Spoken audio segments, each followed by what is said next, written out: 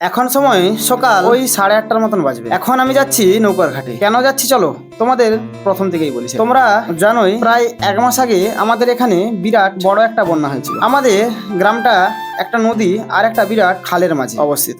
আমাদের গ্রামবাসীদের যাতায়াতের জন্য একটা বাঁশের পোল ছিল, বন্যার কারণে সেটা ভেঙে যায় আর তারপর থেকেই নৌকায় যাতায়াত শুরু হয়ে যায়। আর নৌকা চালানোর জন্য আমাদের পাড়া থেকে প্রতিদিন 2জন করে ব্যক্তিকে ডিউটি দিতে হয়। আর আজকে হলো আমাদের ডিউটি দেওয়ার পালা। তোমাদেরকে বলতে বলতে চলে এসেছি নদীর ঘাটে। যেহেতু আমাদেরকে সকাল থেকেই ডিউটি দিতে হয় নৌকোতে, তাই পিসামশাই সকালবেলা চলে এসেছিল। আর আজকে আমার ছিল পড়ানো, তাই আমার আসতে একটু দেরি হয়ে গেল। আর এখানে একটা বিশ্রাম করার জন্য বাঁশের ছোট মাচাও করা। চলো এবার তোমাদেরকে দেখাই আমরা কিভাবে নৌকা টানি। এই যে এই বড় দড়িটা দেখতে পাচ্ছ, এই পার থেকে নদীর ওই পার পর্যন্ত বাঁধা আছে। আর ওই দড়িটা ধরেই নৌকা টানা হয় ঠিক এইভাবেই।